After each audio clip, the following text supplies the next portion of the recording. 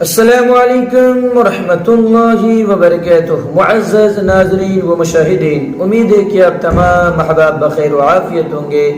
دلی دعا ہے اللہ آپ کو اور آپ کے لیے خانہ کو سدا خوش رکھے، آباد رکھے۔ دوستو، 3 چیزیں ایسی ہیں جو انسان کو ہلاک کرنے والی ہیں، تباہ کرنے والی ہیں، برباد کرنے والی ہیں، ذلت اور رسوائی میں ڈالنے والی ہے۔ نمبر 1، خواہش نفس کی پیروی، یعنی نفس جو کہہ رہا ہے انسان اسی کے مطابق عمل کر رہا ہے۔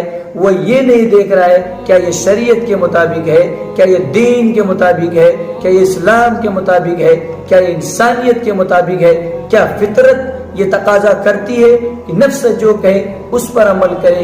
وہ کچھ نہیں دیکھتا ہے، آنکھ بند کر کے جو خواہش ہوئی اسی پر عمل کرتا ہے۔ تو ایسے انسان کو ہلاک اور برباد ہونے سے کوئی نہیں بچا سکتا ہے۔ نمبر 2، مال کی حرص۔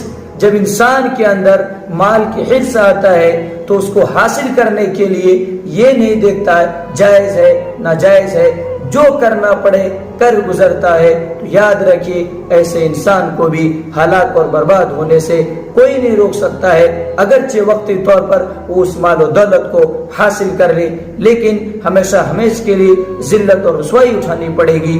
نمبر 3، انسان اپنے آپ کو یہ سمجھنے لگے کہ میں بہت کچھ ہوں۔ جس انسان کے اندر یہ بات داخل ہو گئی کہ میں بہت کچھ ہوں، تو یاد رکھیے ایسے انسان کو بھی ہلاک اور برباد ہونے سے کوئی شخص نہیں بچا سکتا ہے۔ کیونکہ جب انسان سوچے گا میں بہت کچھ ہوں، اس کا مطلب یہ کہ اس کے اندر تکبر ہے، اور تکبر یہ اللہ کی شان ہے، اور جو شخص اللہ سے بغاوت کرے گا تو پھر اس انسان کو ہلاک اور برباد ہونے سے کوئی شخص نہیں بچا سکتا ہے۔